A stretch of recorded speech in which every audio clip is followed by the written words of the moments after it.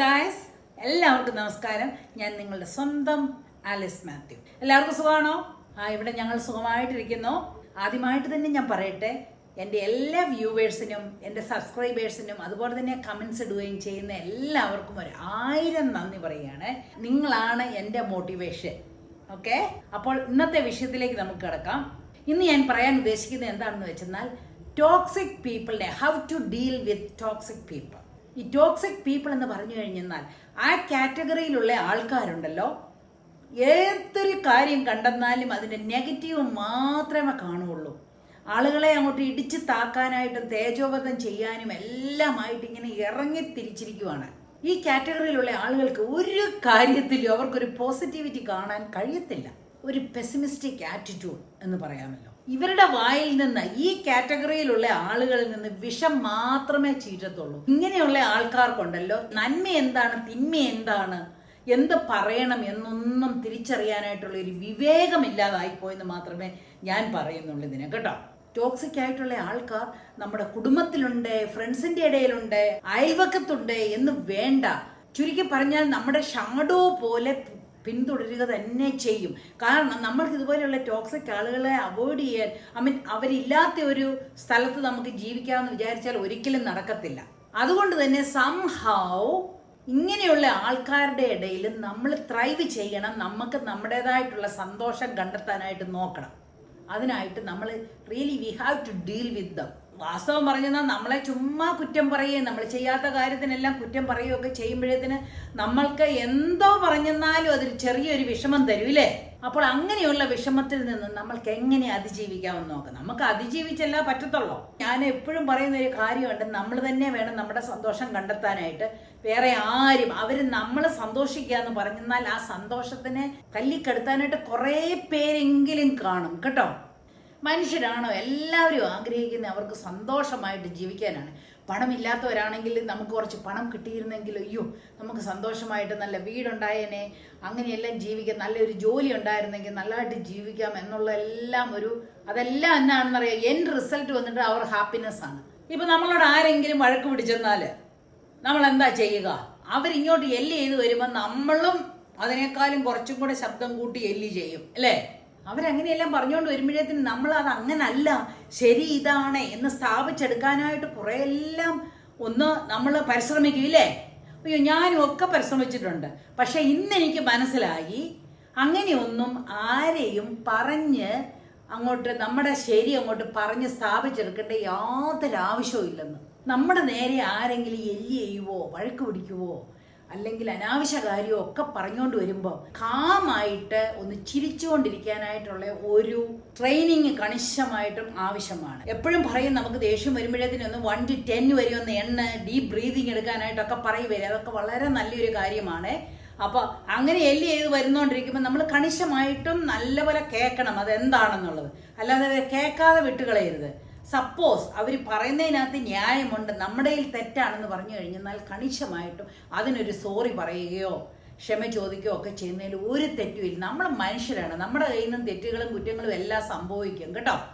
നേരെ മറിച്ച് നമ്മുടെ കയ്യിൽ തെറ്റില്ല, ചുമ്മാ മിസ്അണ്ടർസ്റ്റാൻഡിങ്ങിന് അല്ല അസൂയയുടെ പുറത്താണ് ചെയ്യുന്നതെന്ന് പറഞ്ഞു കഴിഞ്ഞാൽ ഉണ്ടല്ലോ, അങ്ങനല്ല കാര്യം. ഒന്ന് ഒറ്റ വാക്ക് പറഞ്ഞിട്ട് നിർത്തുക, അതിനെക്കുറിച്ച് ഒന്നും പറയാനില്ല, എനിക്ക് കേൾക്കണ്ടെന്നങ്ങ് പറയുക.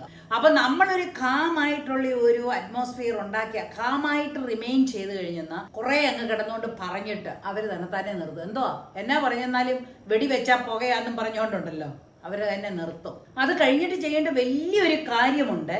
കാരണം ഇന്ന ആൾക്കാരൊക്കെ നിങ്ങളെ വെറുതെ കുറ്റപ്പെടുത്താനായിട്ടും തേജോവധം ചെയ്യാനായിട്ടും അനാവശ്യ കാര്യങ്ങൾക്ക് നിങ്ങളെ വലിച്ചിഴയ്ക്കാനും ഒക്കെ തുടങ്ങുവാണെന്ന് പറയുവാണെങ്കിൽ അങ്ങനെയുള്ള ആളുകളെ തിരിച്ചറിഞ്ഞിട്ട് അവരുമായിട്ടുള്ള സമ്പർക്കം അങ്ങ് മാറ്റണമെന്നേ ഞാൻ പറയുള്ളൂ, കേട്ടോ. പിന്നെ അവരുമായിട്ടുള്ള അസോസിയേഷന് പോകരുത്. കാരണം പോയി കഴിഞ്ഞാൽ നമ്മുടെ സെൽഫ് എസ്റ്റീമിനെയും സെൽഫ് റെസ്പെക്റ്റിനെയും ഭയങ്കരമായിട്ട് ബാധിക്കും. അതുകൊണ്ട് അവരുമായിട്ടുള്ള കണക്ഷൻ അങ്ങ് വിടുക. പിന്നെ ഫോർഗീവ് യുവർ സെൽഫ്. ഞാൻ അതിനെക്കുറിച്ചൊരു വീഡിയോ ഒക്കെ ചെയ്തിട്ടുണ്ട്, എങ്ങനെയാണ് നമുക്ക് നമ്മളോട് തന്നെ ഫോർഗീവ് ചെയ്യാൻ പറ്റുന്നതെന്നുള്ള വിവരം. ഫോർഗീവ് ചെയ്യുക നമ്മളോട് തന്നെ ചെയ്യുമെന്ന് പറഞ്ഞാൽ അവർ വിവരമില്ലാഞ്ഞിട്ട് അവർ ചെയ്തു never mind, let it go എന്നുള്ളൊരു ആറ്റിറ്റ്യൂഡാണ് ഈ ഫോർഗീവ് യുവേഴ്സൽ. അവരോട് അവർ പറഞ്ഞത് ശരിയാണെന്ന് നമ്മൾ ഒരിക്കലും അംഗീകരിച്ചു കൊടുക്കുമല്ലോ, കേട്ടോ. അവർ ചെയ്തത് തെറ്റ് തന്നെയാണ്. പക്ഷെ നമ്മളതങ്ങ് ക്ഷമിച്ചു, നമ്മൾ നമ്മുടെ വേറെ വഴിക്ക് മാറിപ്പോകണം. മനസ്സിലായോ? അങ്ങനെ ഇരിക്കുമ്പോൾ ഒരു കാലത്ത് അവർക്കത് മനസ്സിലാകും, അത് തിരിഞ്ഞു വരും. പിന്നെ വല്ലപ്പോഴും കണ്ടു കഴിഞ്ഞാൽ ഒരു സ്മൈല്, ഒന്ന് ചിരിക്കുന്നതിന് വലിയ കുഴപ്പമൊന്നും ഇല്ലല്ലോ, അങ്ങനെ ചിരിച്ച് വിടുക. എന്തെങ്കിലും ചോദിച്ചെങ്കിൽ അതിന് നല്ലതായിട്ടുള്ള ആൻസർ പറഞ്ഞിട്ട് ഹായ് ഹൗ ആർ യു എന്ന് ചോദിച്ചെങ്കിൽ അതിന് മറുപടി പറഞ്ഞിട്ട് പോവുക. പിന്നെ അല്ലാതെ കൂടുതലായിട്ട് നമ്മുടെ കാര്യങ്ങളൊക്കെ അങ്ങോട്ട് പറയുകയും ഷെയർ ചെയ്യുകയും അങ്ങനെയുള്ള യാതൊരു കാര്യങ്ങളും വെക്കരുത്. കാരണം അങ്ങനെയുള്ളവരെ നമുക്ക് ഒരിക്കലും വിശ്വസിക്കാൻ പറ്റത്തില്ല കേട്ടോ. അവരേത് സമയത്താണ് തിരിഞ്ഞു പോകുന്നതെന്ന് അറിയത്തില്ല. അങ്ങനെയൊന്ന് പോയാൽ മാത്രമേ നമുക്ക് ഇങ്ങനെയുള്ള സാഹചര്യങ്ങളിൽ ജീവിക്കാൻ സാധിക്കത്തുള്ളൂ. നിങ്ങളൊരു കാര്യം ഒന്ന് ആലോചിച്ച് നോക്കണേ. ഈ നെഗറ്റീവായിട്ട് പറയുന്നവരും നിങ്ങളെ ഇൻസൾട്ട് ചെയ്യാൻ വരുന്നവരും അല്ലെങ്കിൽ നിങ്ങളെ ഒരു റെസ്പെക്ട് ചെയ്യാതെയും വില കൽപ്പിക്കാതെയും ഒക്കെ ചെയ്യുന്ന ആൾക്കാരുടെ ബാക്ക്ഗ്രൗണ്ട് ഒന്ന് ചെക്ക് ചെയ്ത് നോക്കണം കേട്ടോ. അവർ ഫാമിലിയിൽ എങ്ങനെയാണ്, ഞാൻ ഐ ബെറ്റ് അവർക്ക് നല്ല ഒരു കുടുംബജീവിതമേ കാണത്തില്ല. വീട്ടിൽ ഭയങ്കര അടിയായിരിക്കും. വീട്ടിലെ ഒരു സമാധാനവും സന്തോഷവും ഭാര്യയുടെയോ മക്കളുടെയോ ഭർത്താവിൻ്റെയോ ഒക്കെ ഇടയിൽ ഒരു സന്തോഷവും സമാധാനവും ഒന്നും ഇല്ലാതെ ഇരിക്കുമ്പോഴാണ് ആ ഫ്രസ്ട്രേഷൻ മുഴുവനുമാണ് മറ്റുള്ളവരുടെ നേരെ അങ്ങ് പ്രയോഗിക്കുന്നത്. ഇങ്ങനെയുള്ളവർക്ക് വീട്ടിലും നാട്ടിലും ഒന്നും ഒരു വിലയും കാണുകയില്ലായിരിക്കും. കാരണം അവർക്ക് മുഴുവൻ ഗിൽറ്റി കോൺഷ്യസ് ആണ്. പഠിക്കേണ്ട പ്രായത്തിൽ പഠിക്കാൻ വിട്ടപ്പം പഠിച്ചില്ല, അതുകൊണ്ട് നല്ല ജോലി കിട്ടി കാണുമല്ലായിരിക്കും, നല്ലതായിട്ട് ഉയരാൻ കഴിഞ്ഞില്ലായിരിക്കും. അപ്പം അങ്ങനെ കാണുമ്പോൾ വിദ്യാഭ്യാസമുള്ളവരെയും നല്ല ജോലിയുള്ളവരെയും അല്ലെ ഹാപ്പി ആയിട്ടിരിക്കുന്നവരെയും ഒക്കെ കാണുമ്പോഴേത്തിനുണ്ടല്ലോ കുശുമ്പങ്ങ് കയറി അങ്ങ് മറിയും. അപ്പോഴത്തേനാണ് ഈ നെഗറ്റിവിറ്റിയും കൊണ്ട് വരുന്നത്. ഞാൻ ഈ പറഞ്ഞത് ശരിയാണോ എന്ന് നിങ്ങൾ നിങ്ങളുടെ ചുറ്റുവട്ടം ഒന്ന് നോക്കുക.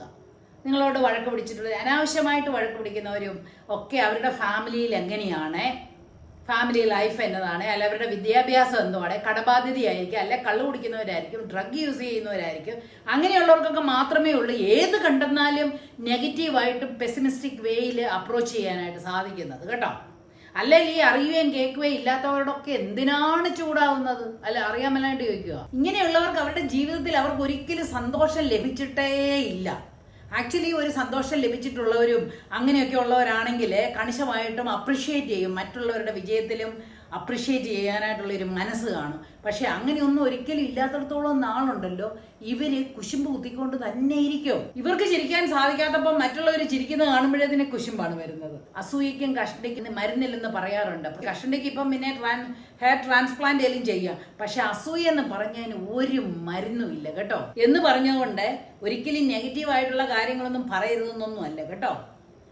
കൺസ്ട്രക്റ്റീവ് ക്രിറ്റിസിസം എപ്പോഴും നല്ലതാണ്. നമ്മുടെ അഭിപ്രായങ്ങൾ തുറന്നു പറയാനായിട്ട് ഒരു വിഷമവും ഇല്ല. പക്ഷേ അതൊക്കെ കൺസ്ട്രക്റ്റീവ് ക്രിറ്റിസിസം ആയിരിക്കണം. അതുകൊണ്ട് എന്നതെങ്കിലും ഒരു ഉപയോഗം വരുന്ന പോലെയുള്ള ക്രിറ്റിസിസം ആയിരിക്കണം. അല്ലാതെ മനുഷ്യരെ അങ്ങോട്ട് ഇടിച്ചു താക്കാനായിട്ടോ തേജോവധം ചെയ്യാനായിട്ടോ അഭിപ്രായങ്ങളായിരിക്കും. വാസ്തവം പറഞ്ഞാൽ ഇങ്ങനെയൊക്കെ അഭിപ്രായങ്ങളോ ഇങ്ങനെയൊക്കെ വഴക്ക് പിടിക്കുന്ന ആൾക്കാരോടൊക്കെ ഉണ്ടല്ലോ, അവർ ഓരോ പ്രാവശ്യം വഴക്ക് പിടിക്കുമ്പോഴും അവരുടെ റെസ്പെക്റ്റ് അങ്ങ് സീറോ ആയി പോകുന്നുണ്ട്. അവർക്കൊരു സെൽഫ് റെസ്പെക്റ്റ് എന്ന് പറയുന്ന ഒരു കാര്യമില്ല. മറ്റുള്ളവർ അവരെ ഭയങ്കരമായിട്ടും ഒന്നിനും കൊള്ളാത്തവരെന്ന് അങ്ങ് മുദ്ര കുത്തുന്നത് പോലെ അത്രയും താന്നു പോവുകയാണ്. ഇതൊക്കെ തിരിച്ചറിയാനായിട്ട് കഴിവില്ലാത്തവരുണ്ടെങ്കിൽ എന്ത് ചെയ്യും? ഇവരെയൊക്കെയാണ് ടോക്സിക് പീപ്പിൾ എന്ന് പറയുന്നത്.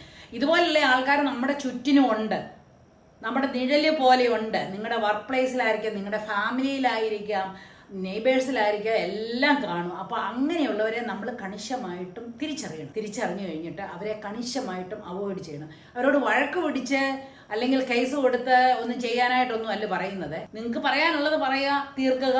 പിന്നെ ക്ലാരിഫൈ ചെയ്യാനായിട്ട് ഒരിക്കലും പോകണ്ട. ഓരോരുത്തരുടെ വിശ്വാസങ്ങളുണ്ടല്ലോ, അവരെങ്ങനെയാണ് വിശ്വസിക്കുന്നത് പറഞ്ഞത് അവരുടെയൊക്കെ അവരുടെ സ്വന്തം ഇഷ്ടമാണ് എങ്ങനെ വിശ്വസിക്കുന്നുള്ളത്. നമുക്ക് പറഞ്ഞൊന്നും തിരുത്താൻ മേല ആണ്.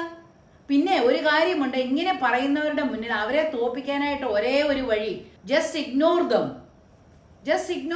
അവർ കുറെ പറഞ്ഞു കഴിഞ്ഞാൽ ചെന്ന് മാത്രം അങ്ങ് പറയട്ടെ, തന്നെത്താനെ അങ്ങ് നിർത്തും. ഒരു റിയാക്ഷനും ഇല്ലെന്ന് പറഞ്ഞു കഴിയുമ്പോൾ അവർ തന്നെത്താനെ അവരുടെ നിർത്തും. അല്ലെ പിന്നെ അങ്ങനെയുള്ളവരുടെ അസോസിയേഷന്, അവരുമായിട്ടുള്ള ഒരു അസോസിയേഷനും നിൽക്കണ്ട. അവരോട് ഫൊർഗീവ് ചെയ്തിട്ട് നിങ്ങളുടെ വഴിക്ക് പോവുക.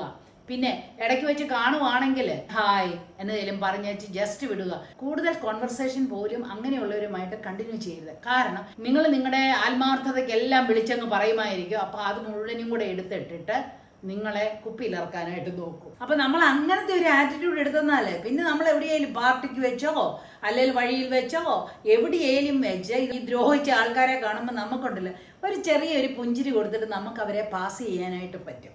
നമ്മളിപ്പോൾ അവരോട് വായിട്ടലച്ച് കുറച്ച് പറഞ്ഞ് അല്ലെങ്കിൽ പറയുന്ന ഉരുളയ്ക്കുപ്പേരി പോലെ അവരോട് പറയാൻ പോയി കഴിഞ്ഞാൽ ഉണ്ടല്ലോ അവർ ജയിച്ചു.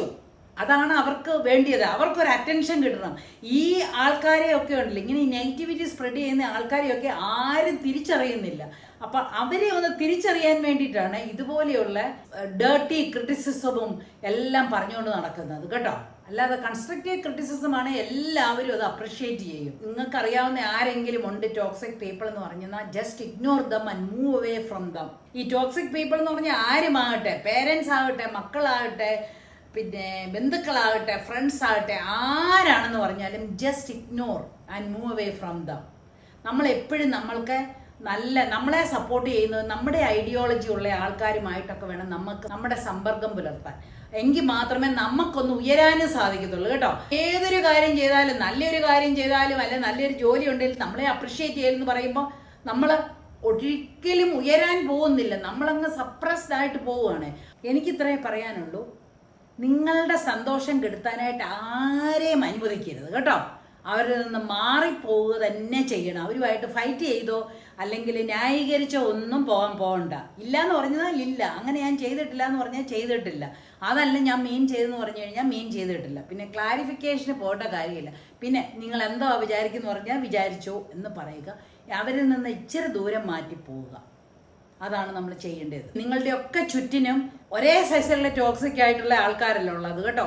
പല വിധത്തിലുള്ള ടോക്സിക് ആയിട്ടുള്ള പീപ്പിൾ ഉണ്ട്. കാരണം നമ്മുടെ സിമ്പിൾ ആയിട്ട് പറഞ്ഞു കഴിഞ്ഞാൽ നമ്മുടെ സന്തോഷത്തെ കെടുത്തുന്ന എല്ലാവരും ടോക്സിക് തന്നെയാണ്. അപ്പൊ അങ്ങനെയുള്ള ആളുകളെ കണിശമായിട്ടും നിങ്ങൾക്ക് അനുയോജ്യമായിട്ടും നിങ്ങൾ ബുദ്ധിപരമായിട്ട് ഡീല് ചെയ്യണം. നമുക്കുള്ള സന്തോഷം നമ്മൾ തന്നെ കണ്ടെത്തണം. നമ്മൾ ആരാണെന്ന് ജീവിച്ച് കാണിക്കണം. വാസ്തവം പറഞ്ഞാൽ ഈ ടോക്സിക് ആയിട്ടുള്ള ആൾക്കാർ അല്ലെങ്കിൽ ഈ നെഗറ്റിവിറ്റി മാത്രം പറയുന്ന ആൾക്കാരുണ്ടല്ലോ, അവർ മെന്റലി ഭയങ്കര വീക്കാണ്.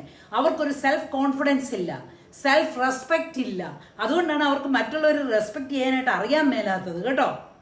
അതുകൊണ്ട് നമ്മൾ മെന്റലി സ്ട്രോങ് ആകാനായിട്ട് എന്ത് ചെയ്യണമെന്ന് ഞാൻ അടുത്ത വീഡിയോയിൽ പറഞ്ഞുതരാം കേട്ടോ. അതുവരെ don't let anybody take your happiness. Okay, by.